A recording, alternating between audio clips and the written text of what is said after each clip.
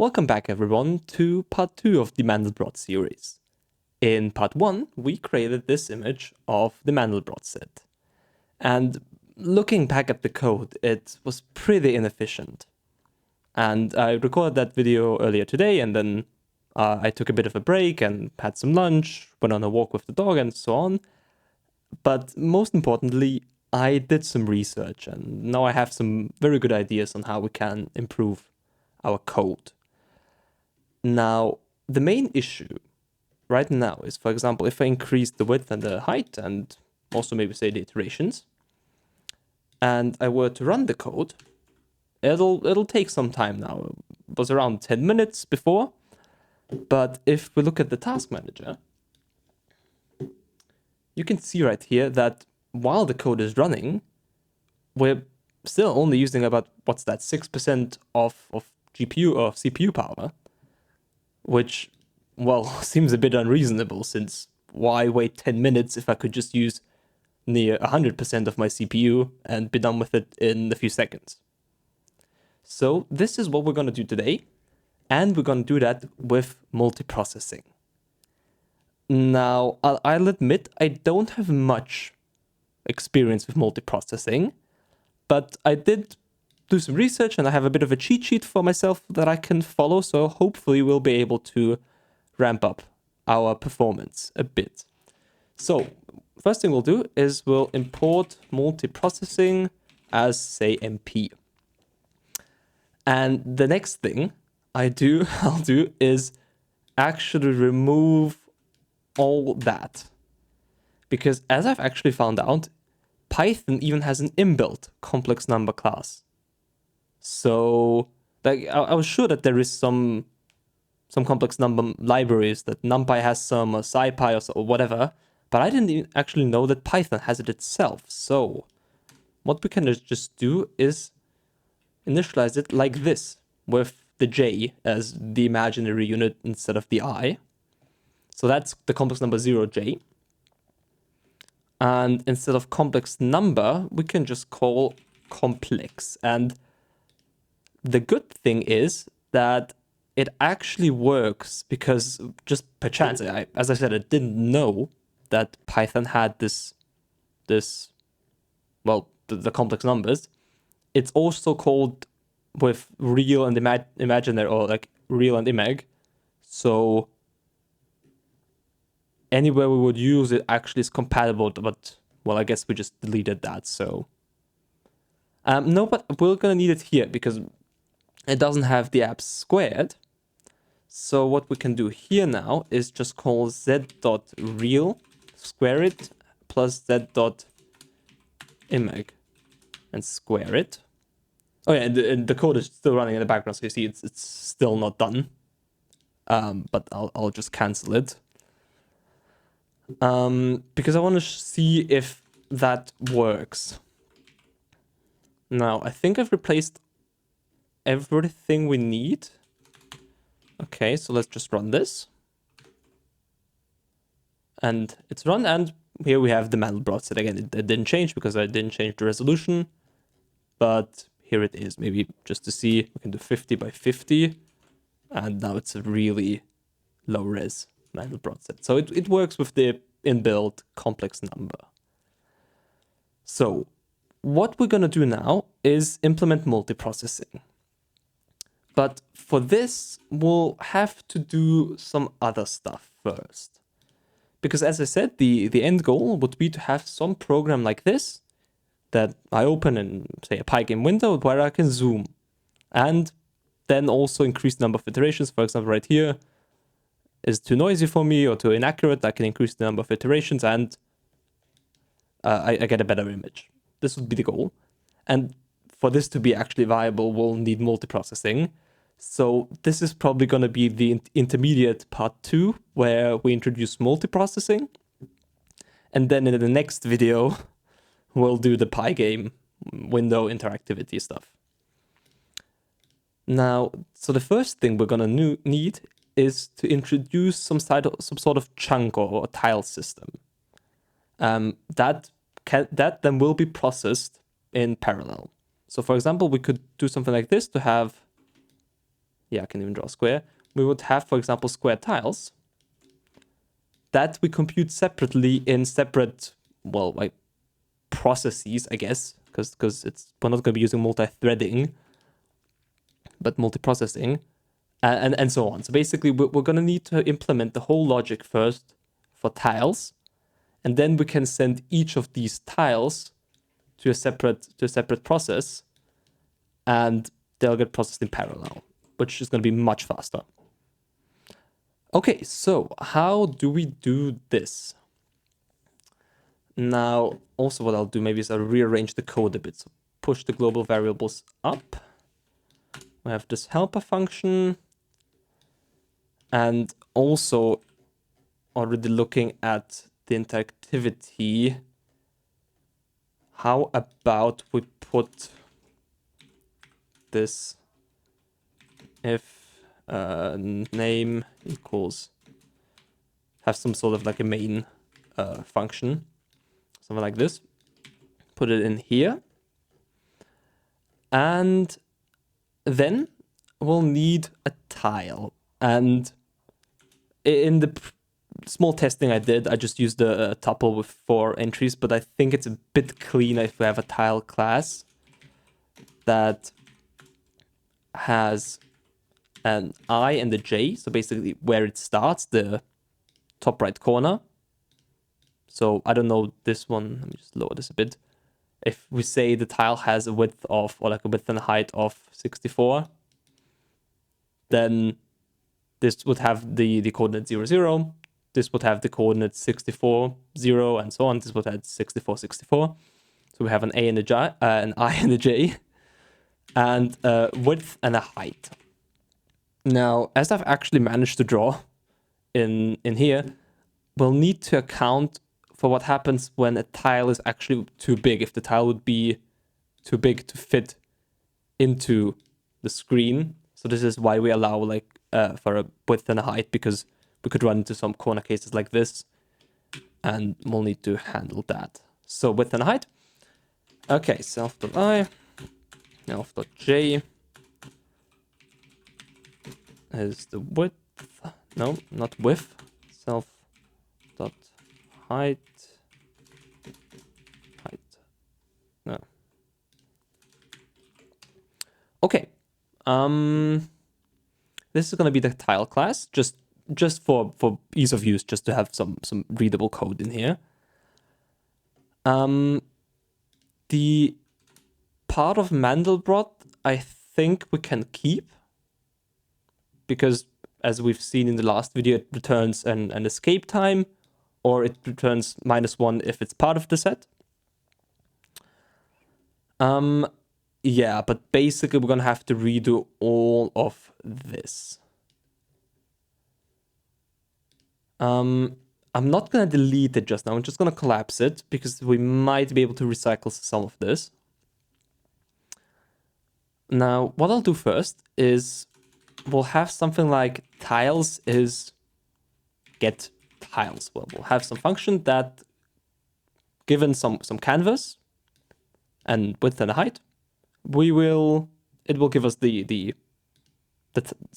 will separate it into these tiles. Okay, so let's do that. Def. Oh, now I've typed into the method. No. Def get tiles. And what we will do here is we'll define some tile size, and I think 64 sounds like a good number for now. We can change it later. So do a for I in range, well, 0 to the width, and the step now is going to be the tile size, and the same for j, height and tile size.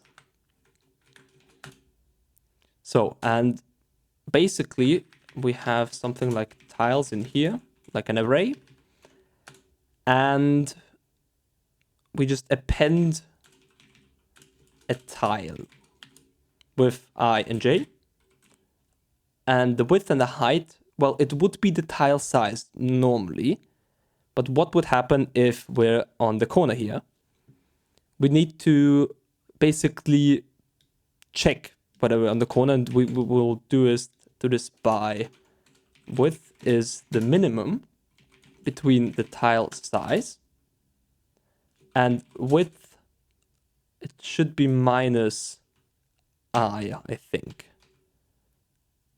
Yeah, because we see if we have enough space, if this difference between the width and where I'm at is bigger than 64, if it's bigger than the tile size, we return tile size. But if it's smaller, we return how much space we have left. And the same for the height. And height minus j. So width and height. Okay. So, and then of course we need to return the tiles. Okay, so this gets us an array of all the tiles. That for now basically just specifies some rectangle. Now, what the tile should also have after we've computed the Mandelbrot set, or the part that is within that tile, it should have a called pixels, which for now is just going to be an empty array. And there we're going to append the colors that the tile should have. Again, I'm pretty sure you can do a lot of this with NumPy, but I don't know why, but I find the NumPy syntax sometimes a bit unreadable. So for now, again, we'll just stick to normal Python, like arrays and lists and whatever. And if it gets really bad, or if we're still not satisfied with the performance, we can try to do some NumPy stuff. So yeah, that's going to be an empty array. I'm not going to initialize anything. Okay, so we get the tiles. And now what would be important, I guess, is to compute the Mandelbrot set for a tile. So we do a function called compute tile of a tile, and we'll type it as a tile. And yeah, now we just basically look into the tile and we just compute the Mandelbrot set. So that function we have right here. Oh yeah, also I have some maybe, I mean, I guess it's fine. Yeah, I had some thoughts maybe we could rewrite this a bit, but in the end, it doesn't really matter. I don't think it'll increase the performance. Anyway, so for the tile, we do for I in range tile.I, and then it goes to, well, wherever we start plus the width. And the same for j in range tile.j, tile.j plus tile.height. And now again, we need to remap the coordinates. So right here, I'll just take this right here. So we remap the coordinates to some x and y. And then we just pass it into the Mandelbrot. So we get a C is a lowercase complex because we're going to use the inbuilt Python stuff. I think it should be probably a bit faster than if we have some custom class there where we need to initialize an object for every I and j of x and y. Oh, if I could spell it correctly, complex. And then we get an escape time is part of Mandelbrot, and we just pass the C in. And I guess actually we could copy all that code right here. Except the put pixel, because what we'll want first is tile.pixels.append, and we just append the color of the pixel. Yeah, that looks about right. So what we can do now, I'll worry about the multiprocessing late. Let's try to basically just refactor the entire code to work with this tile-based system. Right now, it's not going to change performance. Well, like not in a major way, I guess. Maybe it's faster, maybe it's slower, who knows. But let's try to implement it and then rewrite this with multiprocessing. So we do something like for tile in tiles, compute tile, actually compute tile, it's a single tile, we'll compute tile of tile. Now, the one reason why don't make this a method of the tile class is because, as far as I know, I guess, we won't be able to properly use it with multiprocessing later. So this is why I leave it in this standalone function. Okay, so it computes the tiles. And then we do something like for tile in tiles, we do draw tile of some given tile. Okay, but we also need to draw this function. And I guess it draws to a canvas. And in the end, we do canvas.save as what was it? Mandelbrot.png. Yeah, okay, so we need to write this draw tile function. So def draw tile of a tile and a canvas.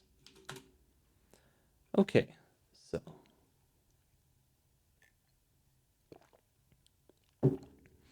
again, what we'll do is basically just loop through the tile. So I'll just copy this. And then we do canvas.putPixel at the coordinate I and j. And we do tile.pixels. Now we want to pass the color. And if everything works correctly, is because we use the same, well, basically the same order. So we first loop over the I and then over the j. We do it the same here. I think we could just basically access the pixels in order. So we do something like index is 0, and we do pixel of index, and then at the end we increment it by 1, because this is the order we append them, this is the order we read them, basically. Okay, so I think this should work. You know what? Just to be certain, can I just do this, I guess? Comment out the entire... I don't trust this. Let me just comment out the whole thing. So, I mean, let's see if it works. I probably forgot something, but it'll complain if I did. Oh. Okay. You know what? How about I just delete this real quick? Yeah. And see if I can reproduce it. And there we have a man. Okay. Yeah, looks good. So we just created this from scratch and it looks exactly the same as it did before, except now it was done with this tile system. Okay, so I guess I can delete this. Okay.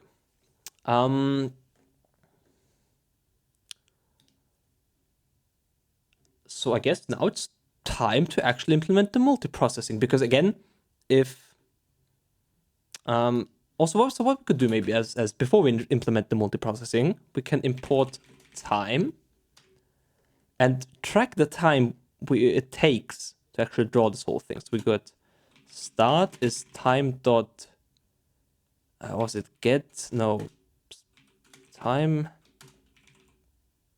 perf count. I think that was it, right? Wait, let me look at my cheat sheet.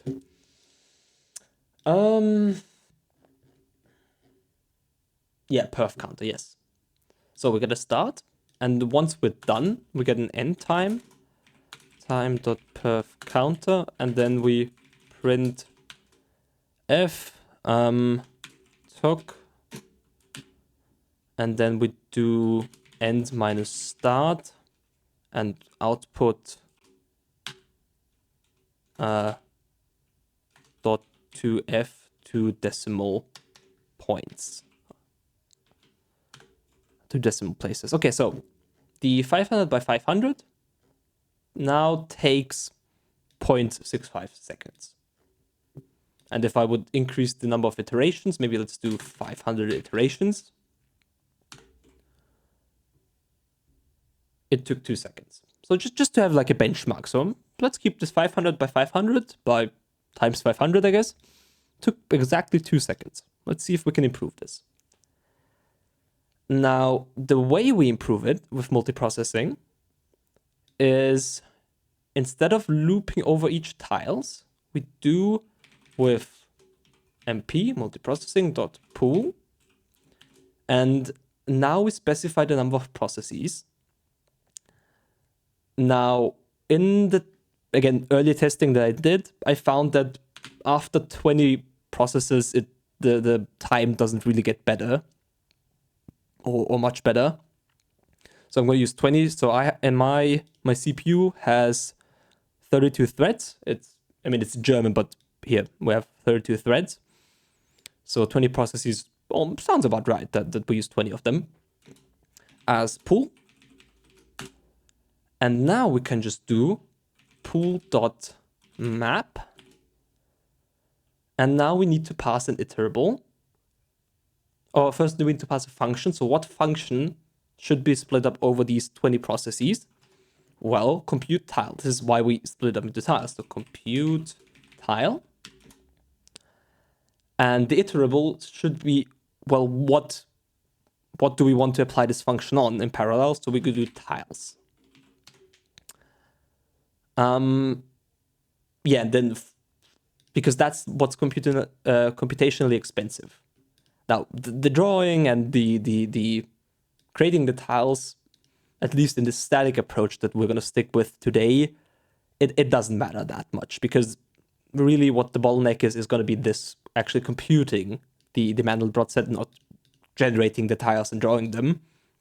So those we can just keep as loops. Okay, now I think this is not going to work. Canvas is not defined.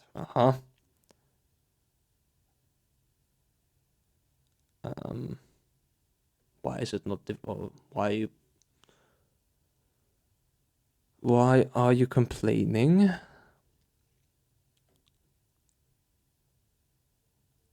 Do I have the canvas somewhere in the... Oh yeah, canvas width, I guess. So I mean, this is why we have the global variables so we do height. List in, yeah, exact. Okay, so what we get now is still an error, list indexed out of range, and this actually threw me off. Like, I was really confused in the beginning, while it doesn't work. So if we do print tile.pixels, and I guess we can just break after, we'll get an empty set or an empty array, I guess.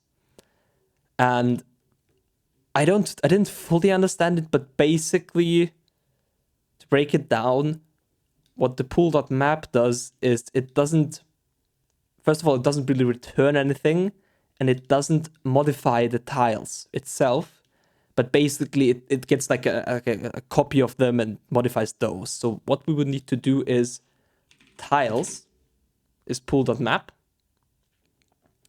but then the compute tile function would actually need to return the tile. So basically we just create a new list of these, and if we run it now, yeah, it's populated now.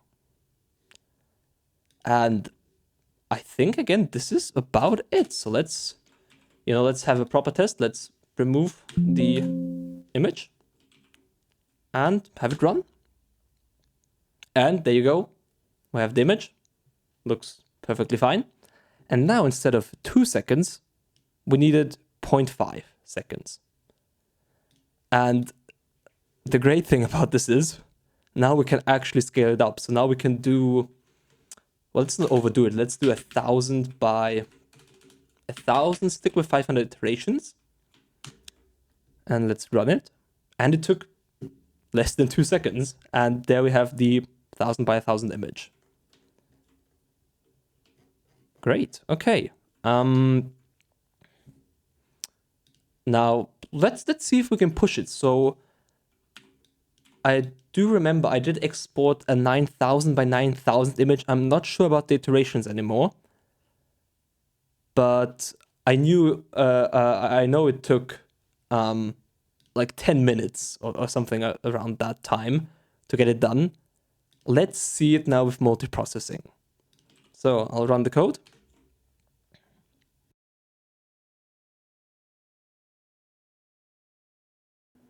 So it's still running, but also the interesting part is, as you can see, we are using more CPU power. So we're at 60%. Again, 20 out of 32 threads. Sounds about right. So now we're actually using the proper amount of power to compute that. And, well, we'll see how long it takes.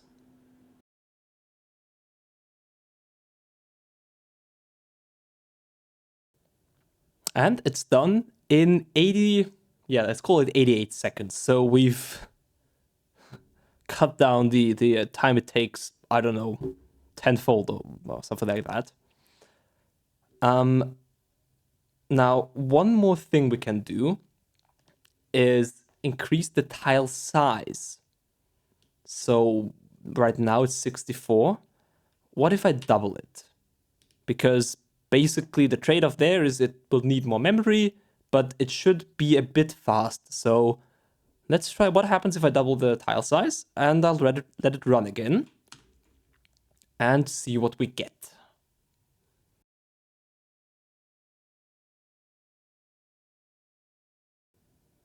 Okay, so it finished in 81 seconds. Okay, so actually the improvement wasn't as big as I've anticipated.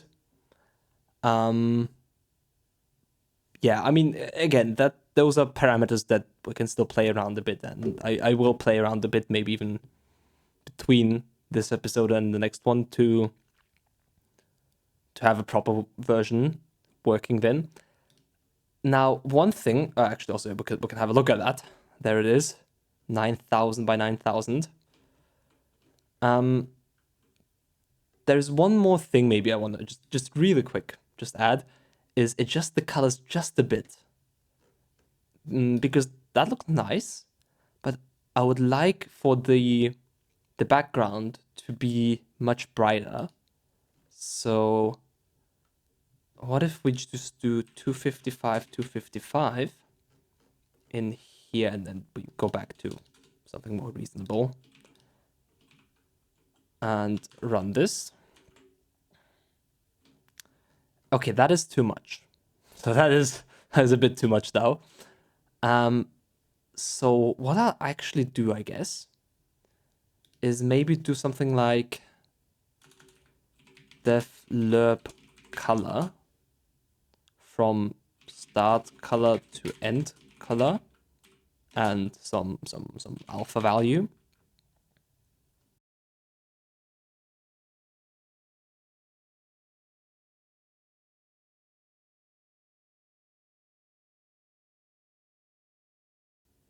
Yeah, that looks more like what I want, what I imagine. So maybe let's do 100. Don't have it that dark. Yeah. Oh, that's not what I want. What if I dampen it a bit? So we just, how about we, no, but I don't want to.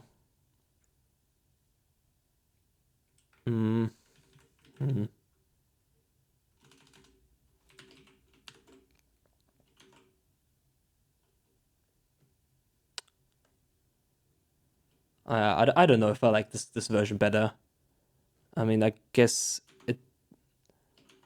what we could do is maybe zoom into some part and see how it looks up close, if that looks any better. So how about we zoom into, instead of -2 to 2, where do we here? Here's where we map the ranges. We do... so wait, let me look at this. So what's going to... Let's zoom in on this part. So what's that? -1 to, say, a half. -1 to... Well, minus 0.5. And the same here. And there we do 0 to a half.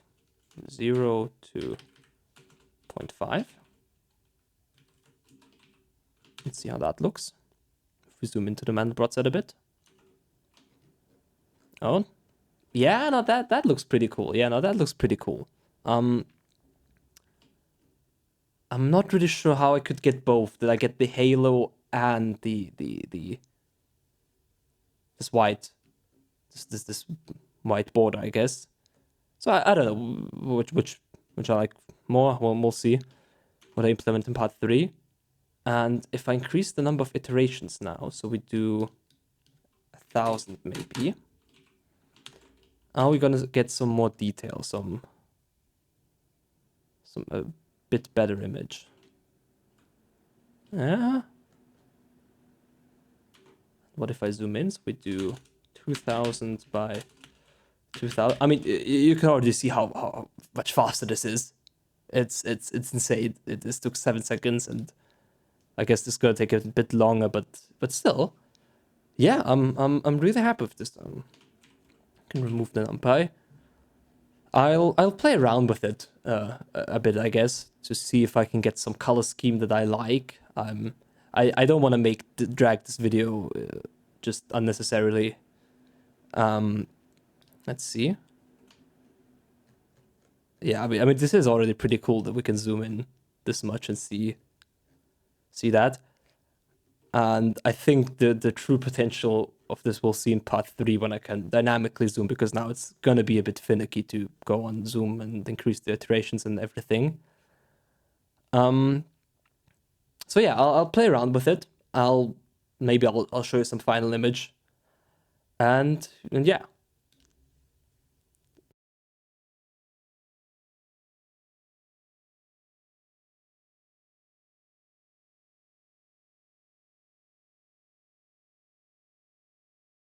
So I think I found a good color scheme. I like the way it looks now with the outline being white, and then it fades into this gradient. I generated some zoomed in part of the image here. So what we're doing now is we interpolate the color from some starting color that gets itself more or less lurbed from some blue color to from some dark blue to some light blue. And what I also do is I have a weight for this function, so it's not a linear interpolate anymore, but it's with this square root right here. I don't know, I just played around a bit until I liked what I got. And yeah, I generated this big 5,000 by 5,000 image here, and as you can see, we can actually zoom in pretty far, and I really like the way it looks. But yeah, so I'm really excited to tackle the interactivity in Pygame in the next episode, and I hope to see you there.